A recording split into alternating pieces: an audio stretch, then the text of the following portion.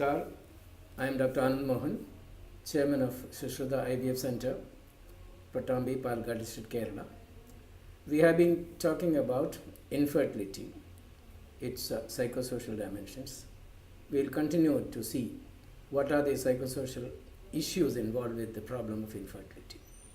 As we have seen earlier, there are certain areas where infertility intrudes into a couple's lives. One major factor is their interpersonal relationships, or what is called the bond between the spouses, what is called the spouse bond. Now, of this, the most important aspect is the sex life. Now, as we know that fertility involves reproduction, and reproduction means sex. In animals, sex is instinctual. When it came to the Homo sapiens, sex had additional dimensions to it, like the emotional, psychological, and even spiritual dimension has come into the picture as far as humans are concerned in their sexual lives. And when a couple gets married for some time, it's only love making in sex. And as time passes by, they start thinking of baby making. But as years pass by or months pass by, when they find that their sex life does not bring forth an offspring, they get worried, they get stressed. Now, as years pass by, as time passes on, this becomes only a baby making ritual, and the love making part of it gradually weans away.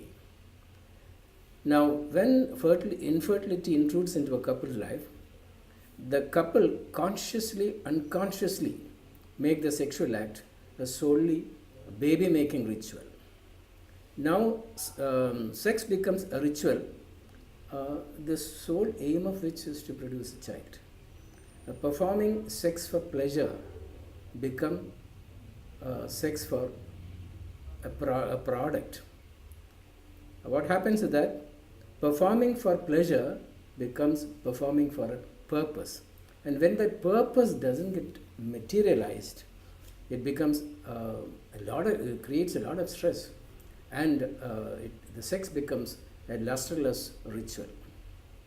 Now, what happens is that the woman infertility causes a woman, it wreaks havoc in a woman's self-esteem. She feels worthless because she is not able to produce a child, whether it is a male factor or a female factor. Ultimately, the society is going to blame her for being childless, and therefore she loses a lot of self-esteem, and this loss of self-esteem creeps into the sex life also. Now, as time passes by, they go for treatment, and the whole thing gets complicated more, and the whole thing becomes as infertility the problem as it gets medicalized. Even the sex act gets medicalized. The doctor gives them a detailed description about the fertile period, when you are fertile, etc., and describes the fertile period.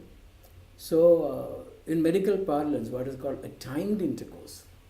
Now, the the advice about the timed intercourse, the most horrible thing that can happen to a couple, that is, you are asked to perform the sexual act at a particular time, particular days in a week, and this is called the coitus at command, and it becomes terribly stressful, especially for the male factor. Many a time, when you are told that you should have sex on these days, the male becomes so much stressed that he is not able to perform. He becomes temporarily impotent, and this sort of a command, this sort of an advice, creeps into all the dimensions of the sexual act, like desire, arousal, performance, and orgasm.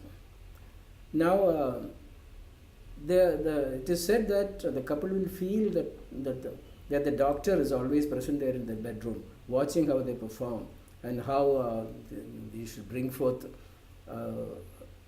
fertility. Now, a sense of failure and futility creeps into their life, and they say that why should we perform? Why should we have sex? If it's not producing a child, why should we have a sex?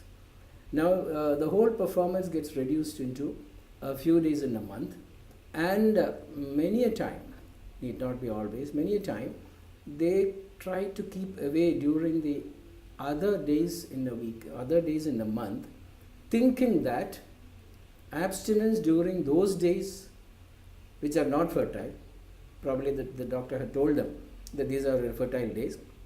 So many couples feel that abstinence during those days which are not fertile will give them more chance of becoming pregnant. This is not really scientific as far as the psychology of sex is concerned. This is already there is already an existing stress in infertility. Added on to it, the treatment causes more stress, and that is how they drift apart sexually, leading to a lot of frustration, anger, behavior problems, and problems in their interpersonal relationships. What can we do about it? We can see that in the next episode. Thank you.